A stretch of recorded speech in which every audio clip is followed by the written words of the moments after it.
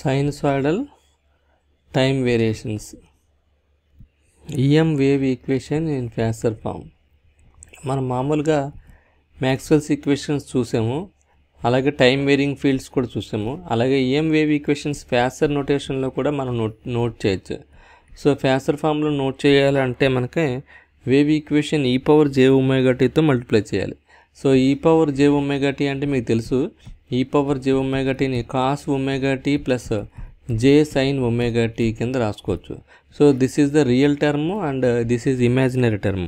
మనం ఇమాజినరీ టర్మ్ని తీసుకోము, only real టర్మ్ని తీసుకుంటాం.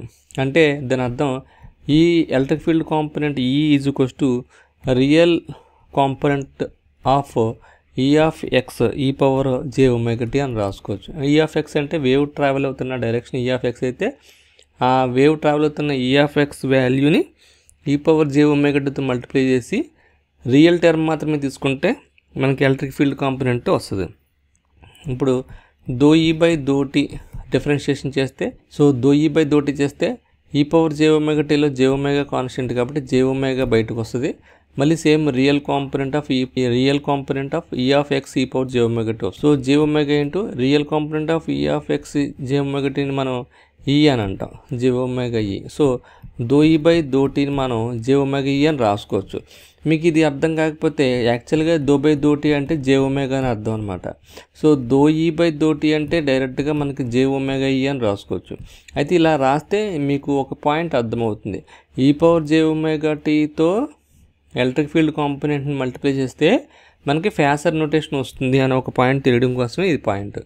ఓకే, ఇప్పుడు ∂2E/∂t² రాయాలనుకోండి, అప్పుడు j²ω² అనమాట. j² అంటే -1, అప్పుడు -ω²e అవుతుంది అనమాట. సో ∂2E/∂t² అనేది -ω²eతో సమానం అనమాట. ఓకే, మనకి యాక్చువల్గా తెలుసు, we know that second order wave equation ∇2E in free స్పేస్లో ఏమని రాసామంటే μ0ε0 ∂2E/∂t² అని నేర్చుకున్నాం. ఇప్పుడు దీన్ని మనం సబ్స్టిట్యూట్ చేస్తే ఈ వాల్యూని -ω²eని అంటే ఇన్స్టెడ్ ఆఫ్ ∂2E/∂t² బదులు -ω²e చేస్తే -μ0ε0 ω²e is equals to ∇2E. Okay, so -ω0ε0 -μ0ε0 ω²ని γ² కింద అనుకుందాం, γ²e. So ∇2E is equals to γ²e. μ0ε0 ω²ని γ² అనుకుంటే దీన్ని ∇2E is equals to -ω²e అనొచ్చు. Okay, so γ² is equals to -ω² μ0ε0.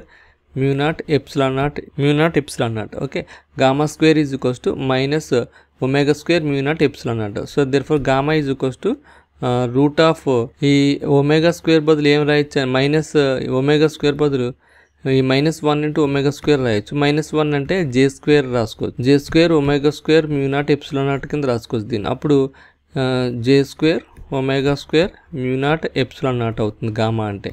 j² అంటే j అవుతుంది, ω² అంటే ω అవుతుంది, అప్పుడు రూట్ μ0ε0 అవుతుంది. ω√μ0ε0ని బీటా అనొచ్చు, అప్పుడు j⍵ అవుతుంది.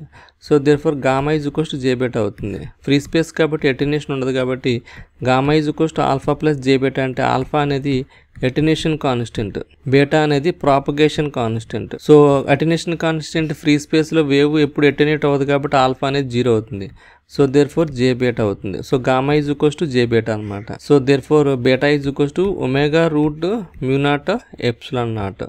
Okay, in free space. This is another formula. ఇది wave equation in phasor form in free space.